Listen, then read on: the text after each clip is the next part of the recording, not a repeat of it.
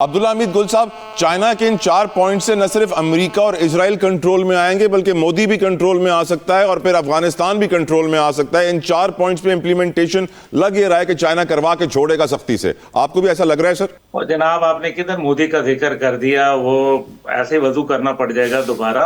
बहरहाल मकसद यहाँ ये कहने का है कि चाइना के ये 4 पॉइंट सिर्फ 4 पॉइंट नहीं है, बल्कि न्यू वर्ल्ड ऑर्डर को बताने के लिए कि अब अमेरिका के नियम के ऊपर काम नहीं चलेगा, बल्कि अब नए वर्ल्ड ऑर्डर के तहत और ये यूएई के लिए, कतर के लिए, यानी कि जीसीसी मुमालिक के लिए ये उन्होंने एक पैगाम दिया। अब आप देखें ना, शेख खालिद साहब जो वहां गए हैं वो अपने साथ किन को लेके गए हैं? मिनिस्टर ऑफ ट्रेड गए हैं, मिनिस्टर ऑफ इन्वेस्टमेंट गए हैं और मिनिस्टर ऑफ इंडस्ट्री गए हैं। ऑयल एंड इंडस्ट्री, वहाँ बाकायदा ऑयल का भी एक मिनिस्ट्री है।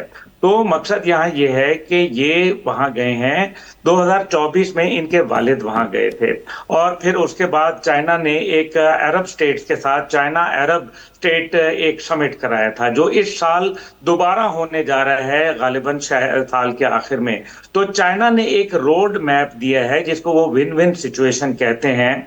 और ये बात दुरुस्त है कि एक ग्लोबल वर्ल्ड ऑर्डर जो मैं गुजारिश कर रहा था वो चेंज हो गया। आप देखें, हंगरी के अंदर अमेरिका नवाज जो हुकूमत थी उसका वहां 16 साल के बाद खात्मा हो गया और वहां बावजूद इसके कि जेडी वेंस को भेजा गया 6 दिन कबल इलेक्शन से और कहा कि जनाब वो प्राइम मिनिस्टर विक्टर से भी मिले, बाकी भी मामलात हुए, लेकिन अवाम ने रिजेक्ट कर दिया। फिर ये हो गया कि एक दिन पहले डोनाल्ड ट्रंप ने ये कहा कि जो प्राइम मिनिस्टर विक्टर को वोट देगा और अगर उनकी हुकूमत आई तो हम तमाम आपके जो मसले मसाइल हैं, खासतौर पे मुआशी, वो हल कर देंगे। 2/3 अक्सरियत से शिकस्त। दिस मीन्स के जो अमेरिकन हेजमोनिक डिजाइन है उसको यूरोप के अंदर आड़े हाथों उनका डिमाइस हो रही है। आप देखें कि जॉर्जियो मेलोनी जो उनकी प्राइम मिनिस्टर हैं इटली की, वो क्या कर रही हैं। आप देखें कि प्राइम मिनिस्टर पेड्रो स्पेन के, उन्होंने तो इसराइल से अपने सिफारती ताल्लुकात भी खत्म कर लिए और फ्लोटेला भिजवा दिया 30 कश्तियों का। देखें, ये दुनिया तब्दील हो रही है और ये तब्दीली आ नहीं रही, ये तब्दीली आ गई है। सर ऐसे ना बोलें, वो लोग समझेंगे आप इमरान खान की बात कर रहे हैं।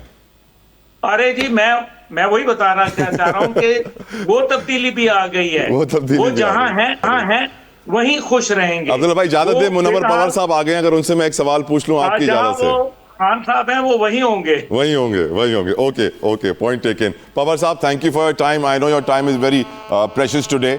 पवार साहब, पूरी सिचुएशन पे आपका तज्जिया, चाइना की इंपॉर्टेंस वाज़ेह हो गई, पाकिस्तान की इंपॉर्टेंस वाज़ेह हो गई, क्या सीज फायर की डेडलाइन से पहले ये अमन मुज़ाकरात कामयाब हो जाएंगे in your opinion? Munawar Hussain Pawar साहब। देखिए, मुख्तसर मैं ये कहूंगा कि ये जो जंग मुसल्लत की गई ईरान के ऊपर, इसके पीछे न्यूक्लियर इशू नहीं था, इसके पीछे जो अमेरिकन इंपीरियलिज्म थी उसको रीइंफोर्स करना था, जिसे इस जंग के जो थ्रेट था, जो वॉर का थ्रेट था, अमेरिकन मिलिट्री पावर का जो थ्रेट था, वो जायल हो गया इस जंग से। और जिस तरह अब्दुल्ला गुल साहब फरमा रहे हैं, बिल्कुल सही फरमा रहे हैं, we are living in a tripolar world. और अब मल्टीपोलैरिटी बिल्कुल साबित हो चुकी है। जब ताइवान की अपोजिशन चाइना पहुंचती है, मैक्रोन कहता है कि हम तीसरी जगह पे जा रहे हैं, जब मार्क कार्ने कहते हैं कि हमारा डिफेंस एग्रीमेंट अमेरिका के साथ हम खत्म करते हैं, यूरोप के अंदर जो इजराइल की सपोर्ट है वो ड्राई डाउन होती है, पहली मर्तबा अमेरिका के अंदर सवाल उठता है कि अमेरिका फर्स्ट या इजराइल फर्स्ट। तो we are living in a multipolar world. अब मसला जो फंसा हुआ है, बजाहिर प्रेसिडेंट ट्रंप को चाहिए ट्रॉफी, बिकॉज उनकी जो पॉपुलैरिटी है लोएस्ट एप के ऊपर खड़ी है। एप्स्टीन पर -60 और ईरान वाले मसले पर -40 है इस वक्त। तो उससे रिकवर करने के लिए वो 2 काम चाहते हैं। एक तो ये एग्रीमेंट चाहते हैं, दूसरा जो नॉर्थ कोरियन प्रेसिडेंट हैं किम जोंग, उनके साथ मुलाकात चाहते हैं। जब वो 14 मई को चाइना तशरीफ ले जाएंगे तो वहां चाइनीज हुकूमत को उन्होंने रिक्वेस्ट की है कि किम जोंग के साथ मुलाकात करवाएं। अब मसला ये है कि अगर न्यूक्लियर इशू था तो IAEA में वो हल हुआ था। JCPO जो 2016 जनवरी के अंदर इंप्लीमेंट किया गया, उसमें वो हल हुआ था। या ओमान के जो फॉरेन मिनिस्टर का जो आर्गुमेंट था कि 27 फेब को मामला तय हो चुके थे, जिसमें नो यूरेनियम एनरिचमेंट होगी, नो स्टॉक फाइलिंग होगी और इंटरनेशनल इन्वेस्टिगेशन होगी, तो उसके बावजूद हमला क्यों हुआ? अगेन माय आर्गुमेंट इज कि वो अपनी इंपीरियलिज्म को रीइंफोर्स करना चाह रहे थे यहाँ पे, और इस वक्त वो ऐसे दलदल में फंसे थे, इनफैक्ट उन्हें पाकिस्तान से फील्ड मार्शल सैयद आसिम मुनीर साहब से राब्ता करना पड़ा कि इस मसले को हल करवाएं, और इसी वजह से बार बार आपको तारीफें नजर आती है पाकिस्तान की लीडरशिप की। नो डाउट कि पाकिस्तान का जो इस वक्त ट्राइजोनिया है, जिसमें प्राइम मिनिस्टर, फॉरेन मिनिस्टर और फील्ड मार्शल साहब हैं, इनकी बहुत जबरदस्त किस्म की शटल डिप्लोमेसी जारी है, और ये 5-6 महीनों से अनथक मेहनत करते हुए आपको नजर आ रहे हैं। जैसे प्राइम मिनिस्टर सऊदी अरब में और फील्ड मार्शल साहब इस वक्त तशरीफ रखते हैं ईरान के अंदर।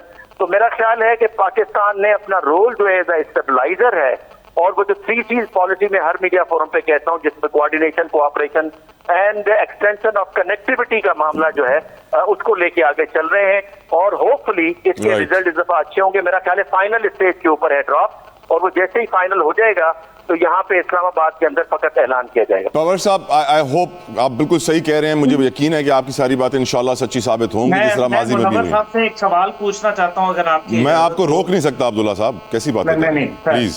मुनव्वर साहब बहुत बहुत शुक्रिया, थैंक यू, आपके से हमेशा it is always a delight. मुझे सिर्फ एक सवाल पूछना है कि सोवियत यूनियन आपको मालूम है कि बेहमियत होके टूट गया था, और अब अमेरिका की जो सुपर पावर है और जो उनका एक पॉलिटिकल स्ट्रक्चर है इंडिपेंडेंट स्टेट्स का, उसके अंदर ये जो अब हालत हुई है, जिसके अंदर अब अमेरिका के अंदर एक नई डिबेट शुरू हो जाएंगी, आप क्या मुस्तकबिल देखते हैं कि क्या ये भी सोवियत यूनियन का अंजाम होगा या फिर इनका कोई और होगा, और ये अगर टाइम फ्रेम होगा तो कितना होगा?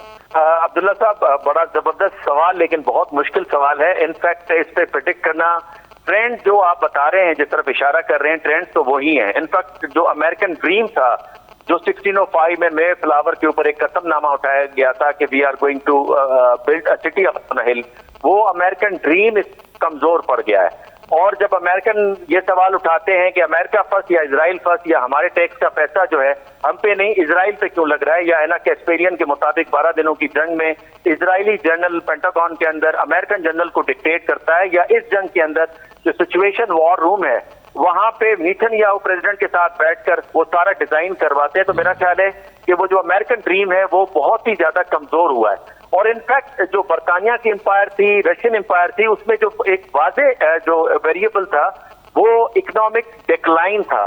बरतानिया के भी 1956 के अंदर जो उन्होंने स्वीज कैनाल पे हमला किया, उस वक्त तक वो मकरूज हो चुके थे, खामखा मिलिट्री बेसिस दुनिया में लोन ले लेकर वो मेंटेन कर रहे थे। आज अमेरिका की भी वही कंडीशन है। और जब आप इकोनॉमिकली बहुत ज्यादा वीक होते हैं और मुख्तलिफ चेस बोर्ड्स के ऊपर आपको शिकस्त नजर आती है, तो फिर उसका इम्पैक्ट आपको डोमेस्टिक पॉलिटिक्स में भी नजर आता है।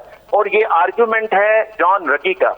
जॉन रगी कहता है कि बाज़ों का जो अंदर से होने वाली तब्दीलियां हैं रियासत के, वो सिस्टम को तब्दील करती हैं, और बाज़ों का सिस्टम का जो इम्पैक्ट है वो रियासतों पे आता है। तो इनफैक्ट इस तरफ अमेरिका इस बात पे चल पड़ा है, लेकिन it will take time. Definitely America पहले जो इंटरनेशनल जो एरिना है वहां से पीछे हटेगा, अपने एरिया ऑफ इन्फ्लुएंस तक यानी वेस्टर्न हेमिस्फीयर तक महदूद रहेगा, और उसके बाद उसका इम्पैक्ट जो है वो अमरीकी अंदरूनी रियासतों पे आएंगी, जिसका मूवमेंट आपको नजर आ रही है जो इमिग्रेशन के खिलाफ पॉलिसी है। जी, बात करना चाहूंगा मैं अफगानिस्तान के बारे में, और पहला सवाल पूछूंगा मुनव्वर हुसैन पवार से। पवार साहब, पाकिस्तानी बिल्कुल दुआएं कर रहे हैं दुनिया में अमन कायम होने के लिए। पाकिस्तानी ये भी दुआएं कर रहे हैं कि इस सूरत हाल से पाकिस्तानियों को भी कोई फायदा हासिल हो सके मुआशी, सियासी, मुआशरती तौर पे। और पाकिस्तानी ये भी दुआ कर रहे हैं कि हम जिस तरह दुनिया